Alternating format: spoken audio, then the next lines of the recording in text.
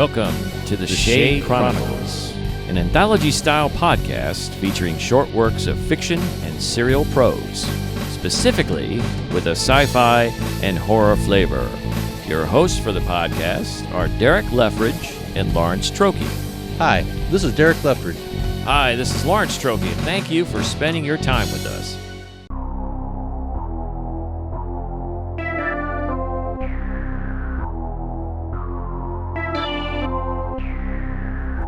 Fantastic Francis by Derek Leftridge.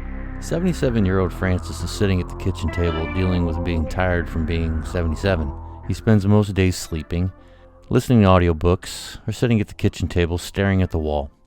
Since it is winter and everything wants to have a warm place to get away from the frigid cold, he spends time also hunting the occasional mouse, or as of recently, mice. This year has been extremely busy with the rodents in the home. So much so that Francis has put an order in Amazon for nearly a dozen traps. Needless to say, this would be an extremely boring life for most people, but Francis is okay with it. He's been living alone for 16 years now and is visited by a family member every other week. They would do a few crossword puzzles, go to the store if needed, or just sit and talk about movies, television, or whatever. Other than these visits, Francis spends most days and nights alone with his thoughts, memories, and mouse roommates. The type of home Francis lives in is a shotgun-style city home where you enter the front door through the living room, to the bedroom, to the kitchen, to the back porch, and out the back door. So it is a straight shot from front to back, so you could shoot a shotgun through the entire home, front to back, without hitting any obstacles. Also, there is a dark, dank basement where the laundry is done and storage is grown. The basement is the length of the home with steps leading outside and go ground level. In this part of town, the majority of the homes need work and updates, and this contributes to a very sparse population in this area. During the daylight hours, the area is quiet and a lot of people walk around to go to a grocery store, coffee shop, or a few of the other small businesses in the neighborhood. In the evening, the streets are deserted until about 10 to 11 p.m. when things ramp up again, and not in a positive way. The area is right outside the city before the suburbs begin, so there is a mix of many different cultures and races in the immediate area. During this time of year, being mid-January, the full-force winter is coming and the radiator heat that flows from the boiler in the basement is working overtime to heat the main level of Francis's home. In the basement, there's no heat, and it stays at a temperature 10 to 15 degrees colder than the upstairs. As the sun begins to drop and darker skies begin to form, Francis dozes off at the kitchen table. After about 10 minutes, he begins to snore, and at the same time, the house rumbles and causes him to stir awake. With his head resting on his arms on the table, his eyes are wide open, and he listens to make sure he heard what he did and that it was not part of a dream. Another louder rumble happens, and the kitchen abruptly shakes. A few things fall to the floor. Francis sits up straight, begins to push away from the table with the intent to get off the chair and get away from what is going on in the kitchen. With weak and wobbly legs, Francis begins to attempt to get balance and stand. On a third try, Francis gets to a standing position between the chair and the table, but quickly has to lean forward and put his hands on the table because the floor under him vibrates and shakes, causing more things in the kitchen to begin to fall and crash to the floor. Before this can be completely registered with him, the floor under his feet sags and makes a loud cracking sound. Struggling to balance himself, Francis begins to spread his feet apart with the plan to move to the left and get away from the part of the floor he is standing on as it shifts and sags. With fear and astonishment, Francis reaches for his cell phone on the table. As he extends his old knees and gets 2 fingers on the phone, the floor disappears below him and he descends into the hole it has left down into the basement. With a slapping thud as he lands on the floor below, he quickly tries to breathe but has lost all breath. Closing his eyes and willing himself to move, which is a big failure, he does manage to get a half lung of full air. Then, lying on his back, he takes more gulps until his breath is normal. While squinting and trying to clear his vision while looking up through the hole he just fell through, Francis begins to figure out his situation and condition. The quick reality is that he cannot feel his left side from his hip to his foot. His right elbow is in excruciating pain, and his shoulder blades are also hurting. Luckily, he did not hit his head, but he still can't get up off the cold basement concrete floor at this time. Looking down at his feet, he is lying about 3 feet from the basement door to the back of the home, but at this time cannot move. Looking to the left, he can see many boxes stacked up to the top of the basement ceiling, and to his left are shelves along the stone wall with various sized books in different sized boxes. He shifts the best he can and tries to get into a sitting position, but cannot stand the pain, so he lays his head on the floor and looks up through the hole, blinks, and sees something possibly helpful to his situation. Teetering on the edge of the hole in the floor he fell through is his cell phone. Francis bends his right knee so his foot is flat on the floor and tries to stomp to cause the phone to fall so he can get to it and call for help. This does not work, but as soon as he realizes this and stops, the gray mouse appears beside the phone by the edge of the hole above him.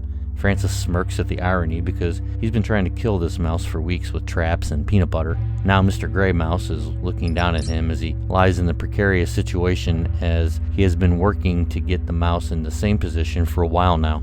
The mouse crawls closer to the cell phone, and Francis gets a bit of hope in that maybe the mouse will knock the phone down to him, but then disappears from the edge of the hole.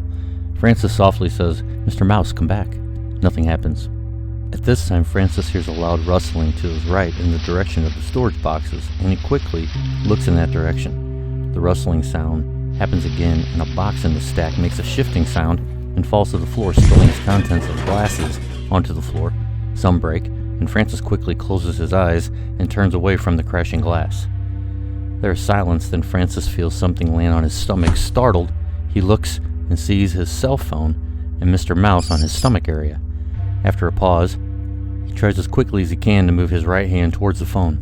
The mouse gets on top of the phone and looks towards Francis's face, and at that moment something large comes from the right side of the dark basement and knocks the mouse off his stomach and to the left, and a loud crash follows this by the left side by the shelves. Confused, but with enough forethought, Francis starts to search his stomach area for his cell phone, and then he hears a metal creaking from his left that becomes louder. Suddenly, one of the metal shelving units crashes down onto his waist and legs, pinning him to the floor and immobilizing his left and right leg. Francis loses his breath when the shelving falls onto him, but he cannot wallow in this for long because he sees that his cell phone is about a foot from his right elbow in a sea of glass shards. He tries to adjust his weight to his right side and slowly reaches for the phone and feels the sharp glass which is cutting him at points. But before he can reach the cell phone, he sees it. The blurry thing that shot from right to left and into the shelving is back on the right side of the basement. It has red eyes and is looking right at him. Not that he has seen any in the wild, but only on television. It looks like a rat, but bigger, much bigger, with long legs and thick haunches. In this dim light, he sees claws an inch long on its front feet. Its left paw or foot slowly rests on his cell phone, and without breaking its gaze, it slowly moves it away from Francis. In its mouth is the bottom half of Mr. Gray Mouse, and the sound of dripping and gurgling can be heard. The rat creature whips its long hairless tail with bones showing in spots onto the floor by the glass shards with a wet slap sound, and pulls the remains of the mouse into its mouth with its tongue, and continues to stare through Francis, and at this point is revealing an enormous bloody razor-sharp toothy grin.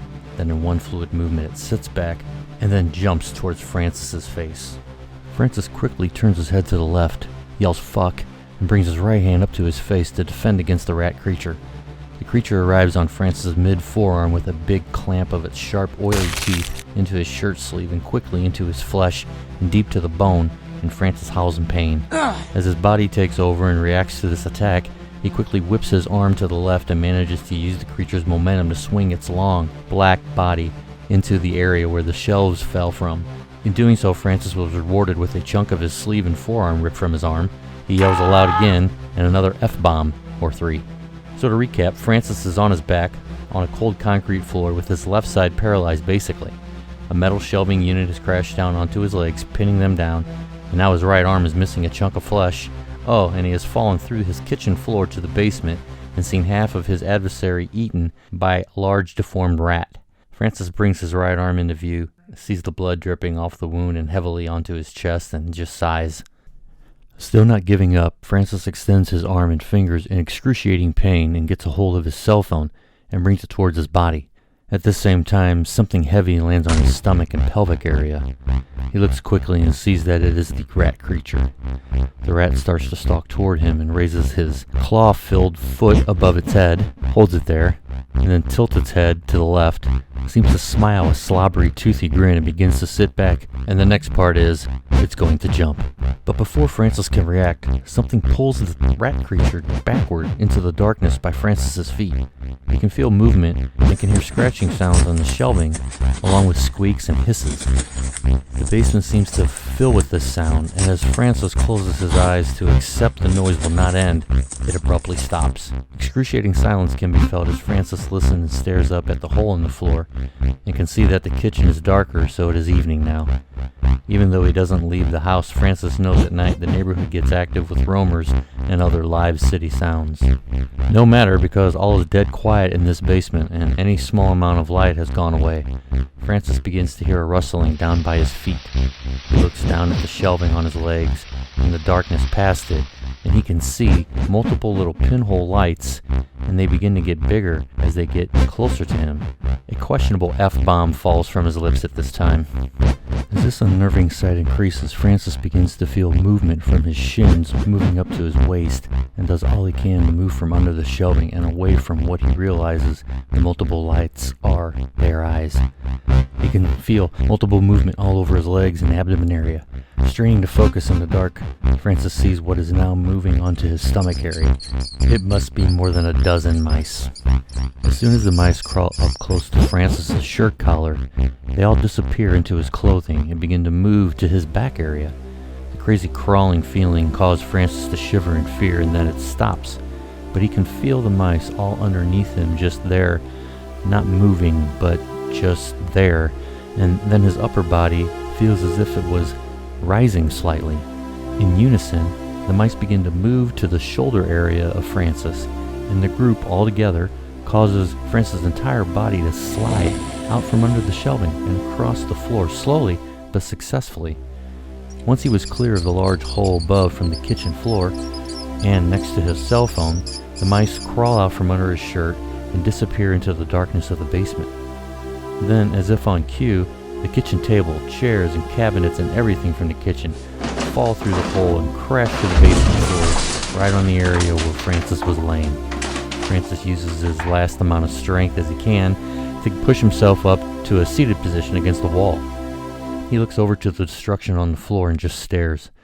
Cautiously, he looks around and sees his phone on the floor right next to his left side. After a few seconds, the phone rings and startles him.